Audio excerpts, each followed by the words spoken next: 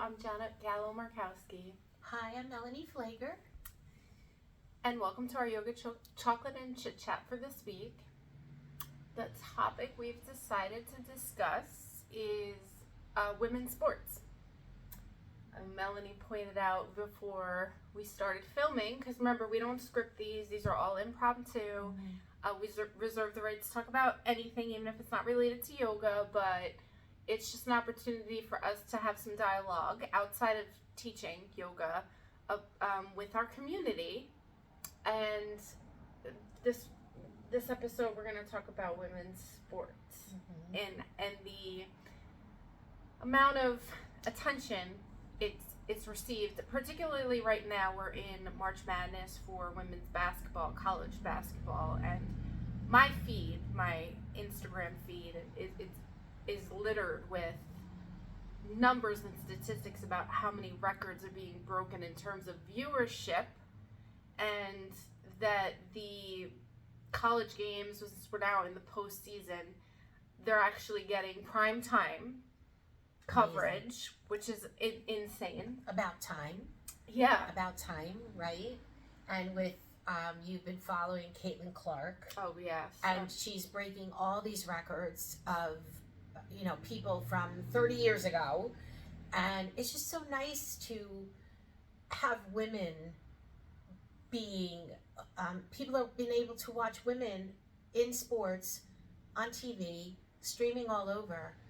Because when I was a little girl, a young girl, I was telling John there was Billie Jean King, right? Chris Everett. Tennis was a big thing. Who I don't know. Right? Tennis players. Chris Everett, Martina Navratilova, Billie Jean King. There was no women's basketball. For my era, it was Mia Hamm with soccer growing up. Right.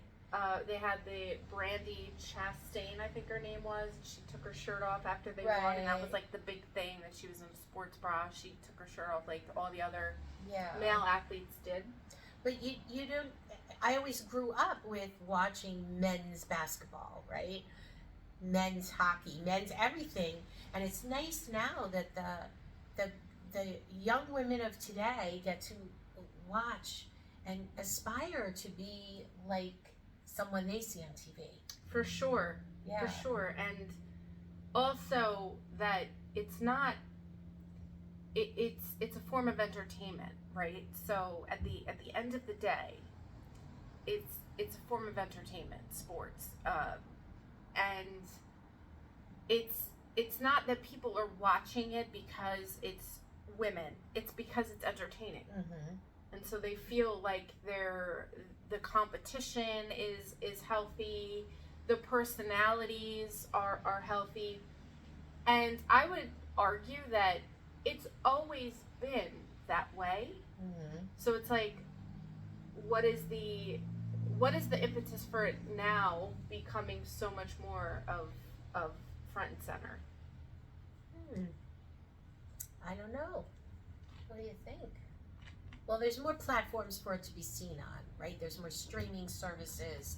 So if a major network doesn't want to carry a game, a streaming service can carry it. So there's thousands of ways to watch it now. Yes. Correct. Yeah. Correct. At some point, maybe we should give a little homage to TikTok, even though who knows what the fate of TikTok is going to be. That's a whole nother yoga chocolate chit chat. But the younger generations getting this window into the athletes, a lot of the athletes taking themselves onto these platforms and giving them more behind the scenes, so they feel more connected. Yeah, to the younger athletes. Yeah, they get to know, and they can form. Social media helps them to follow an athlete, form a little like bonds with the athlete. I didn't have that growing up. No, right? we didn't have that. If they weren't on network TV, or you didn't see them on a cover of a newspaper, you didn't know who anybody was. Exactly. Yeah. I feel like Erin Matson, who is now the UNC head coach, she also plays in the USA field hockey indoor league, indoor cup that they just won. during COVID, she was in college playing at UNC, and she started doing tutorials and showing people tricks with the ball and stick, and that's how she grew her following on Instagram. I believe it was Instagram or TikTok. And so yeah, definitely having access, right, creating that type of connection is amazing. It is amazing. I can only imagine as an athlete, you having all of these followers and these right here, like right at your fingertips. It must be very empowering, and it must be just wonderful to know that there's all these people that are following you and they think what you do is great, right? Because we all know that sports is like any other thing. Even if you're not an athlete, any other group that you join, right? Being part of a team, any kind of group, is so important. For sure, the community. Yes. And Janet coaches 2 different teams, basketball and field hockey. And I go to most of the games, and to see these young girls gel together, play together, form friendships together.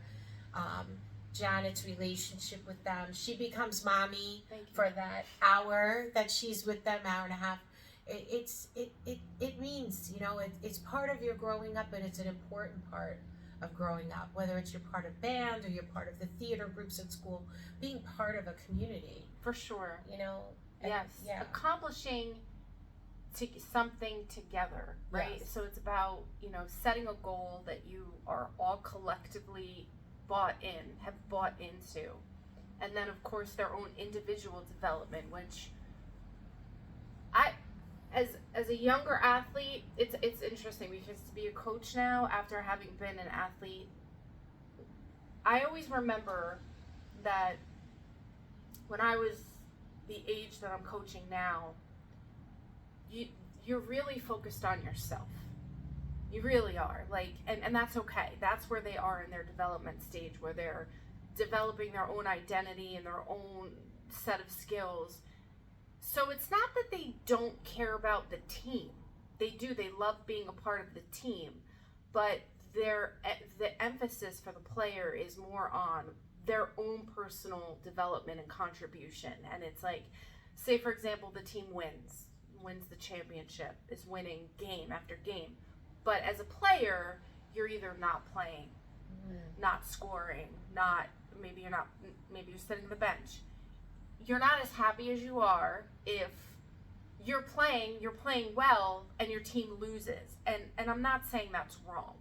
Okay, I'm not saying well, they shouldn't feel that way. No, that's a natural way to feel as a player, and especially during that developmental stage when you're still, you're sorting out what do you like, what's really your thoughts on certain things. So as a coach, I have to take myself back to that and remember that, right, there's a lot of emphasis on the individual at that stage as opposed to the group. But you do learn how important it is to be a member of a team that's collectively moving towards something, and there's something about that. Yeah, so sometimes it's very hard, obviously, if you're the kid that maybe doesn't play all the time. Correct. Right? So you might feel, I'm not gonna be on the team. I never play. I sit the bench. But you do learn, even though you're sitting the bench. You're learning from your coach. You're learning from your players, and you are learning how to get better. Right? Yes. If you're observing, you're learning. Yes. And my son played sports, and I remember him sitting sometimes and being very discouraged because he sat that one game, and then we talking to him and saying, yeah, but what did you observe? Well, I observed the way this one did this and this one. You're observing, and that's part of being a team too, right? Is supporting, learning how to support your other players. It is a sortedly underrated role. And so I understand, even as somebody that was an athlete, and if I did have to sit the bench, it's hard to understand that there is value to that. Yes, of course. As a coach now, and looking back, I could say, yes, there's value to observing. And I learned the most about how to play field hockey my freshman year of college when I did sit and I watched and I tried to unpack what it is we needed to do. What weren't we doing when we were out there? And when I go out there, what am I going to do differently? And so I learned so much. And I always remember that I wasn't quite ready. I hadn't quite transitioned from high school play to college play, and sitting was very difficult. But watching was, there's just so much you could learn from sitting that you don't see it, right? But then you're also nipping at the heels of whoever's out on the field, right? So there's a competition that person knows they want to perform and keep their position. So you are pushing the performance of the team by just being there and trying to improve. Yeah. So for the sake of women's sports getting its day, which I'm so grateful, and I know you are too, to be here on this planet during the time where social media is putting the work of women athletes on display and it's being appreciated, comes a lot of commentary. And so the one thing the only thing probably that I would want to say to young athletes, if that audience is now on display, is that it does come with a big bill to be at that, to be on, like, I couldn't imagine, let me just put it to this, I couldn't imagine being 2021 and being on prime time and having the world watching. Correct. You. Yes, they are learning, they are growing, their brains have not fully formed yet, and I get super amped up when I look online and see grown adults commenting and criticizing the behaviors, because I'm like, they're 19, 20, yes, 21 year olds, they're still babies, they're gonna make mistakes. Like, can we just allow people to make mistakes when they're growing up?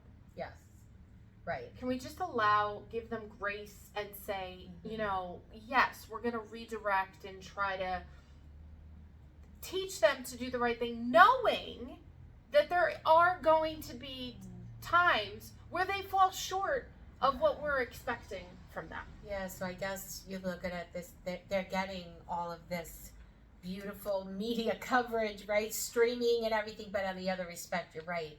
Right. If you're a freshman in college, you're 19 years old, and you've got everybody in the world judging you. If you missed the shot, right? You fouled somebody, you missed a shot, you acted inappropriately, which who didn't at 19 years old, right? True, and I mean, we could talk about somebody who, in my opinion, that I feel exudes the confidence that I would hope most of the athletes that are on that stage. Angel Reese, she just owns where she's at.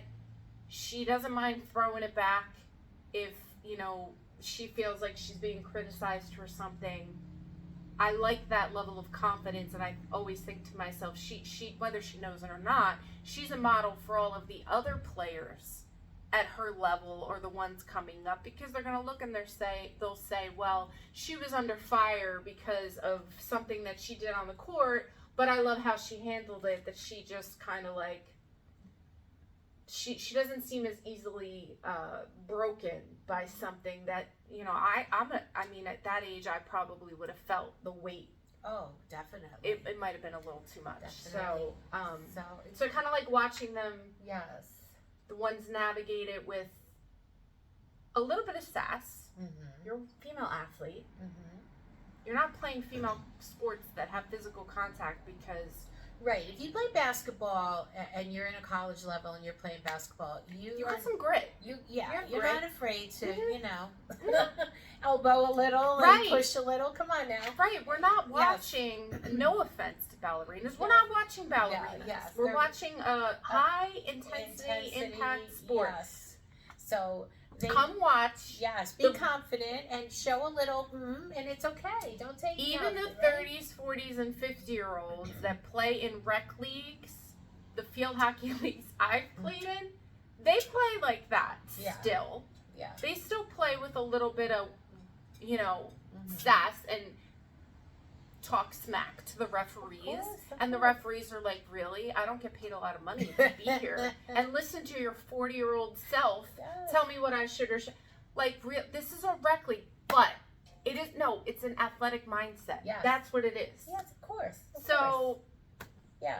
And while we have consequences and we Yes. redirect their behavior, but having so much grace and knowing that under the age of 25, their brain has not fully developed. Yes, So, and all these people can be watching you yeah, via all these streaming devices. right. That's a lot of pressure. It is. So I applaud these. Me I too. applaud these college athletes. Good for them, Me especially too. the girls. Yes. They're getting the what do they call it? The final four. The final. In I love men's you. You're so in cute. men's basketball, I've grown up with you always watch that, right? Right. It's always on TV. Now it's like the women are getting their turn at it. I just learned that the women college basketball wasn't even allowed to use the March Madness emblem. Oh, really? Because it was Until it was recently, it was yeah. it was a men's thing. Yeah, I saw that on an Instagram page that covers Wow. all this. They were like, there was a time not too long ago where it wasn't even like they were allowed to use it, but now they're allowed to use Well, it. good for them. Yeah, Good for so them. I'm really glad we took this episode to kind of Yeah. celebrate and cheer for something that Yes. is near to your heart. Because if you didn't know, Melanie was a field hockey player I was a field hockey player. I played field hockey. in high school. I was the captain in my senior year. Just saying. So, anyway, if you have any stories you want to share, if you're any comments, topics you want us to talk about, just let us know. We look forward to the next time. Yes. Bye, everyone. Bye. Hold on a second.